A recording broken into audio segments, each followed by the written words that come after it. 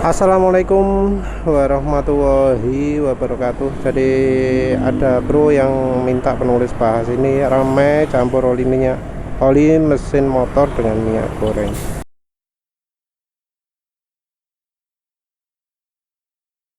Ada anggapan kalau oli mesin motor yang dicampur dengan minyak goreng membuat suara mesin jadi halus dan tarikan motor tambah enteng. Terus keterangannya dari Pak Muhammad Fuad, peneliti Balai Pengujian Minyak dan Gas Bumi Lenigas. Minyak goreng memang dapat digunakan sebagai pelumas, namun sebagai bahan baku biopelumas. Ini enggak ada hubungannya dengan campur minyak goreng ya. Jadi yang ini beda dengan ini. Kalau biopelumas itu kan 100%. Dapat digunakan sebagai pelumas kan 100%, tapi ini topiknya adalah campur. Yang pertama adalah minyak goreng punya titik didih atau boiling point yang sama dengan oli mesin. Yang kedua adalah minyak goreng lebih mudah rusak bila kena panas dibandingkan oli mesin.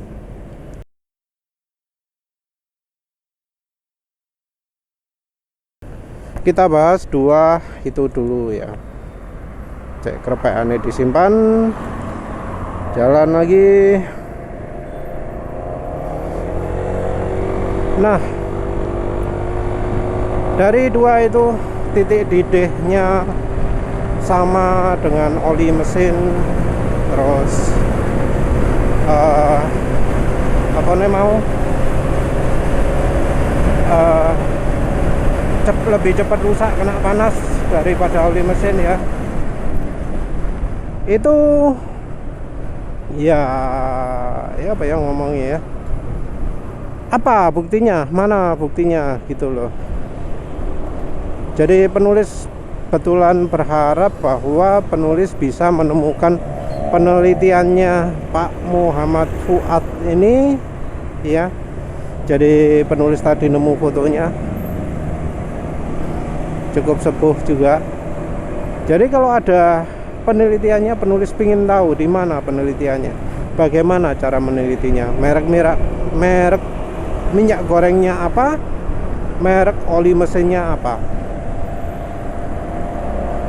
Kalau misalnya pakai merek di pasaran, oli apa, terus kelasnya apa, apakah oli mobil kayak, apakah oli diesel kayak, apakah oli motor lagi, motor bebek, motor matic, yang mana gitu. Minyak gorengnya juga yang diuji minyak goreng apa. Karena selama ini penulis pernah menguji ya, lawan Bimoli, lawan Tropical, lawan Vilma belum ya. Tapi terhadap merek-merek yang yang umum ya, Bimoli klasik, Tropical, bahkan mungkin Xania juga, itu Sabrina juga ya, itu minyak goreng selalu masih belum mendidih ketika oli mesinnya mendidih.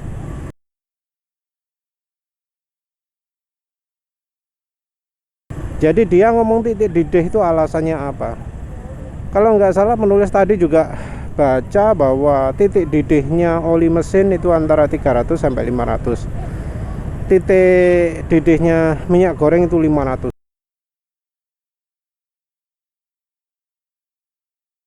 Kok tinggi banget ya?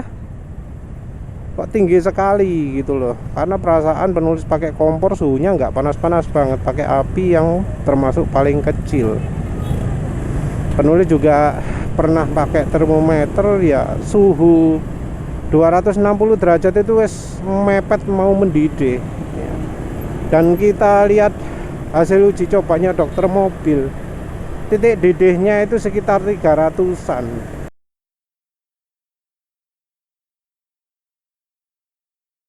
Oli apa yang mendidih di suhu 500 itu? Jadi ya entahlah, apakah memungkinkan bisa menghubungi Pak Muhammad Fuad ini untuk tahu oli apa sih yang bisa semantep itu. penulis pengen coba olinya gitu. Karena oli-oli di pasaran itu kebanyakan yang full sintetik ya bahannya hidrotreat. Oli hidrotreat itu ya bukan oli yang tahan panas termasuknya. Penulis sebelumnya juga pernah cari suhu kerjanya oli, suhu working temperaturnya oli. Oli grup 1 katanya 85 derajat.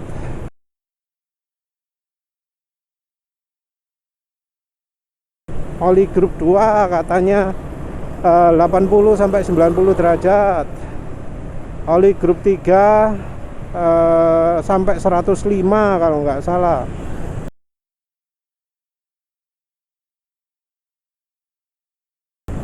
Dari 90 sampai 105 derajat. Oli PAO dari berapa ya? Dari 120 sampai 130 derajat.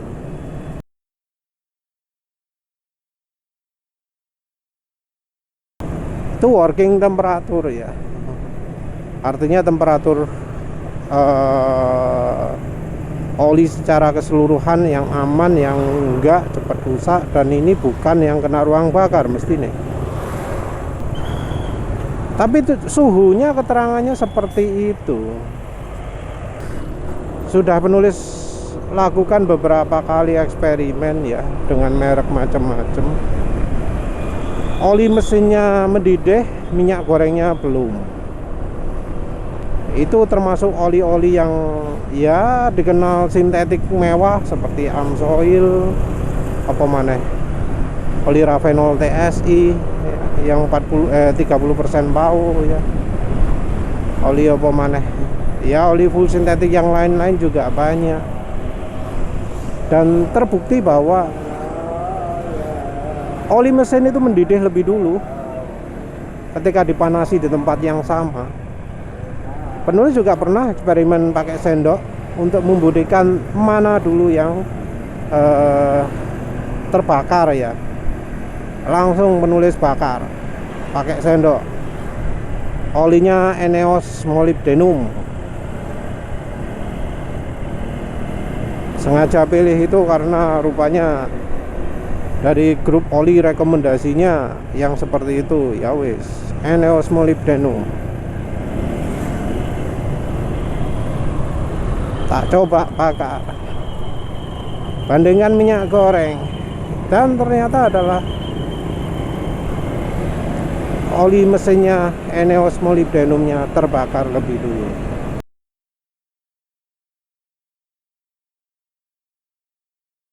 Jadi titik bakarnya jauh lebih rendah oli mesin.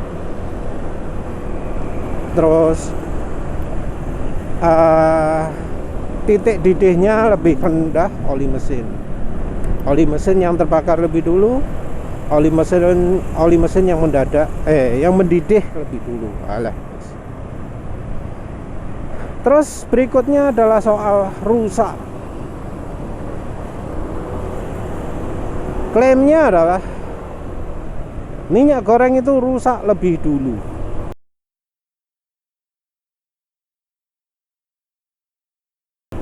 Nah, rusak ini satuannya opo? Ukurannya opo? Kalau rusak karena teroksidasi dari hasil yang penulis lakukan, manggang di kompor, itu yang hitam lebih dulu pasti oli mesin.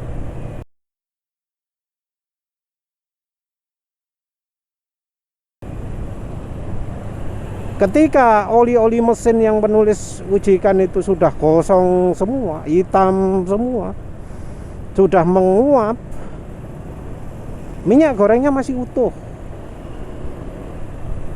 Jadi pertanyaan itu, minyak goreng yang diuji itu minyak goreng apa? Karena kok sakti banget. Karena yang penulis dapatkan kok ya nggak seperti itu. Kalau ngomongnya soal dipakai di kendaraan, nah mana dong buktinya? Karena selama ini ya penulis itu selalu merasakan masa pakai oli itu makin panjang ketika dicampuri minyak goreng. Oli itu makin awet setelah dicampuri minyak goreng.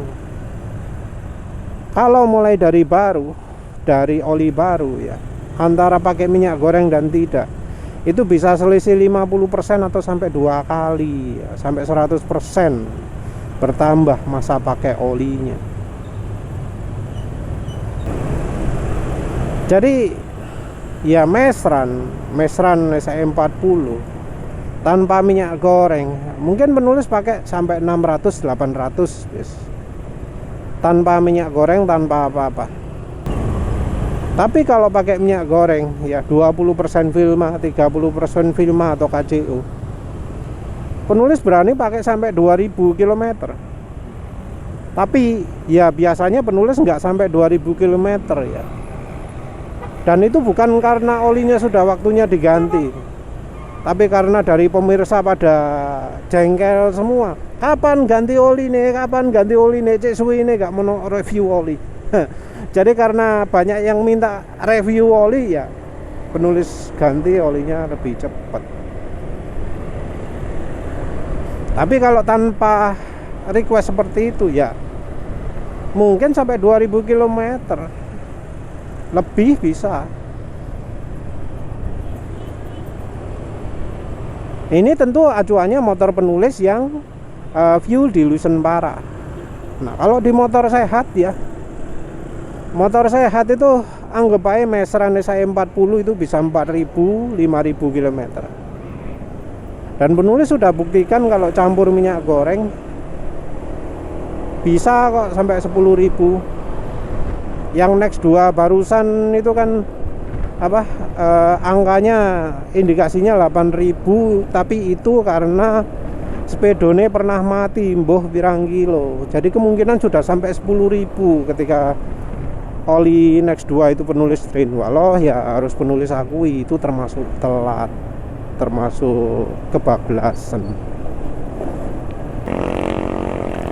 Wes, topik berikutnya. Nah ini, sifat minyak goreng yang lebih kental dari oli mesin lebih riskan jika dicampurkan. Minyak goreng lebih sulit mengalir dibandingkan oli mesin pada suhu rendah. Nah, kalau dari kutipannya ya di artikelnya sendiri dibilang minyak goreng itu lebih kental daripada oli mesin paling kental sekalipun.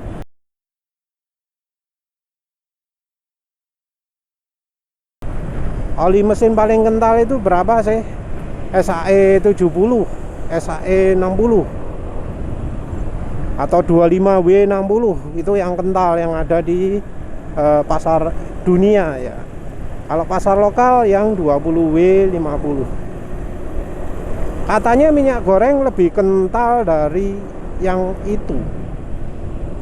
Wah, penulis itu bingung ya, karena selama ini ya penelitian orang luar negeri ya yang meneliti minyak goreng, minyak palm oil itu selalu ngomongnya lebih encer ya.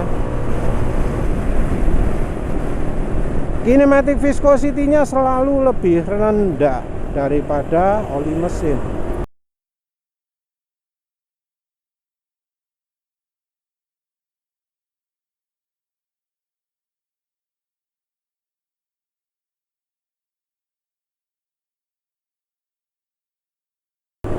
Setaranya itu setara oli 10W30 atau 0W20.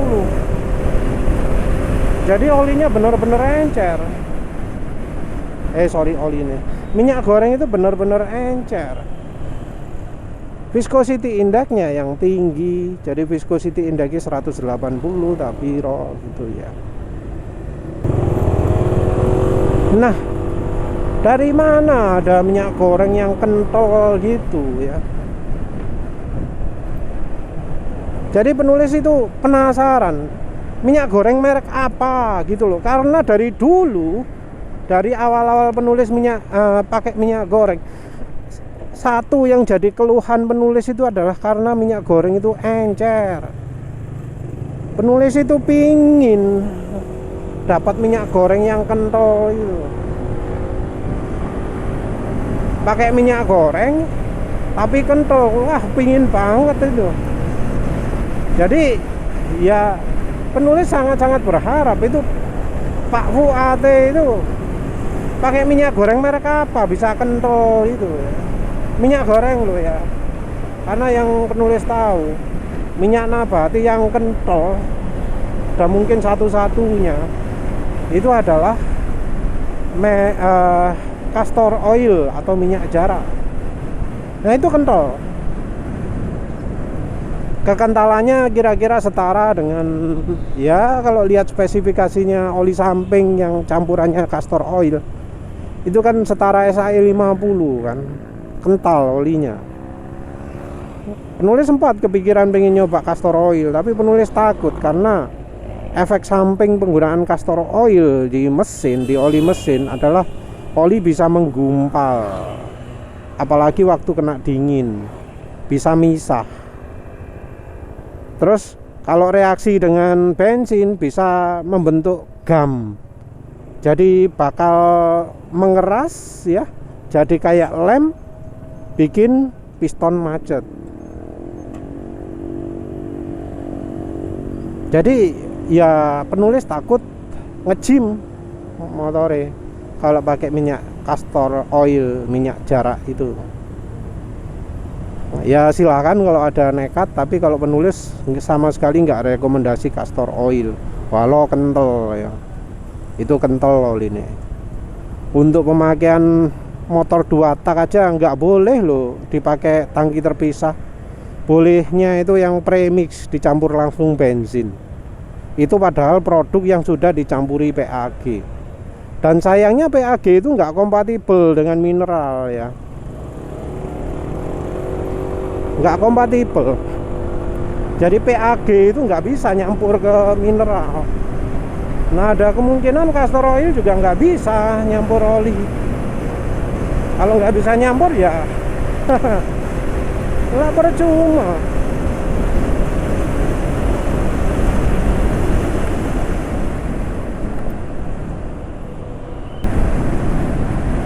Sementara itu kan minyak goreng apa yang golongannya palm oil, corn oil, canola oil, minyak zaitun itu, minyak kedelai itu udah penulis coba semua dan bisa nyampur karena memang secara bahan itu kompatibel dengan oli mineral, kompatibel dengan BAO, kompatibel dengan ester, kompatibel dengan bahan oli mesin yang pada umumnya. Kalau PAG nggak kompatibel, kalau castor oil nggak kompatibel. PAG dan castor oil katanya cuma cocok untuk mesin mesin etanol. Jadi untuk kekentalan, wah, penulis merasa aneh sendiri orangnya. Mungkin ya penulis sertakan lah dari penelitian nemu kekentalan palm oil itu berapa. Terus soal di suhu dingin kental sekali.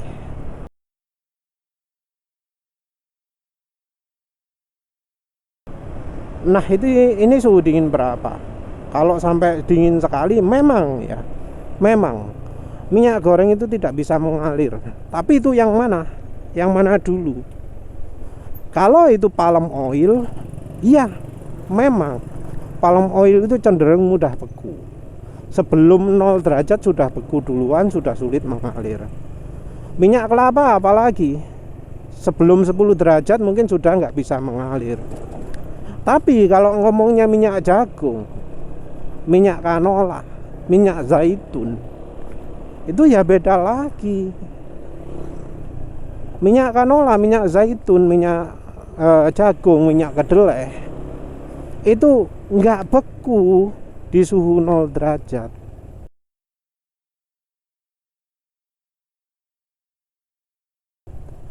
Bahkan kalau nggak salah penulis pernah baca ada yang minus 35 derajat masih nggak beku minyak jagung itu.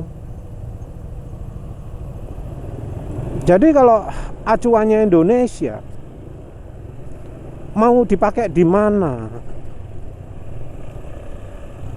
Karena ini kan makanya nyampur ke oli mesin. Kalau nyampur ke oli mesin kan ya namanya pour point, nyampur juga ke oli mesin. Jadi salah satu trik untuk menurunkan pour point dari oli itu kan dicampurkan zat tertentu ya. Zat tertentu yang pour point-nya sangat rendah. Olinya jadi ikut-ikut pour point-nya rendah. Nah, kalau minyak goreng dicampurkan ke oli mesin ya pour point-nya ikut oli mesin. Kalau yang banyak itu oli mesinnya, nggak mendadak pour point-nya jadi pour point-nya minyak goreng, ya enggak. Ada aturannya juga, ada rumus-rumusnya juga. Dan ini bikin penulis teringat ke oli Total sama oli Elf ya, yang buatan Singapura.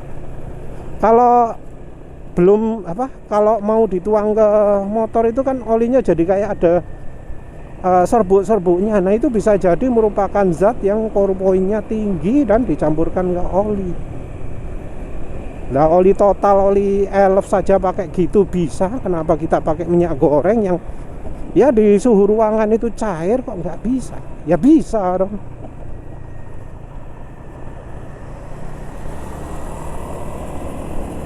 Terus yang berikutnya adalah minyak goreng mengandung zat atau kandungan yang bisa bikin korosi pada mesin.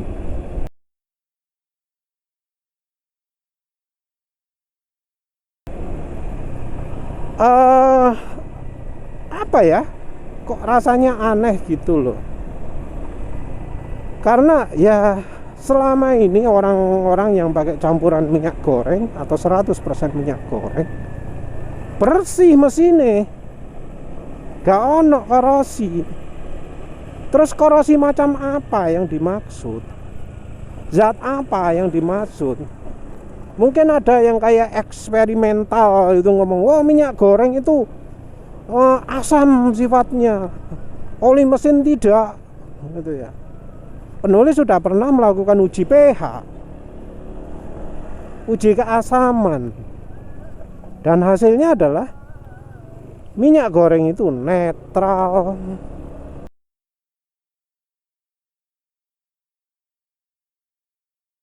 Netral minyak goreng itu nggak terlalu asam.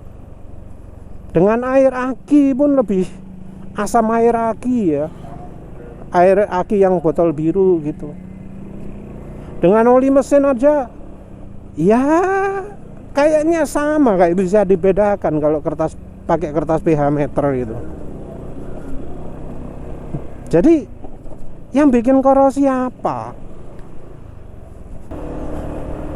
Kalau memang bikin korosi, kenapa orang goreng kok aman-aman aja? Karena kan mestinya kalau goreng panas, itu sifat korosi dari cairan itu kan makin meningkat. Tapi kan ya yang namanya wajan ya utuh, bagian yang menggorengnya itu utuh, kecuali kalau pas lagi digosok-gosok, dibersihkan gitu ya, pakai logam, digosok-gosokkan, baru itu aus. Tapi kalau kan nggak gitu kan nggak aus. Terus yang terakhir adalah oli mesin tidak bisa melindungi dengan baik karena zat aditif. Nggak ada zat aditifnya. Jadi minyak goreng tidak bisa melindungi mesin karena katanya tidak ada zat aditifnya.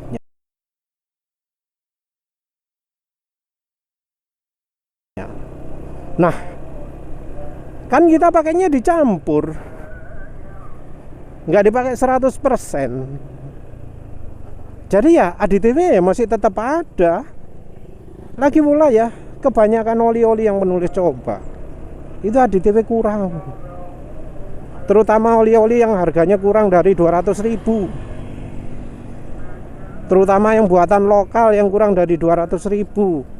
Selain dari misalnya oli Pertamina gitu ya.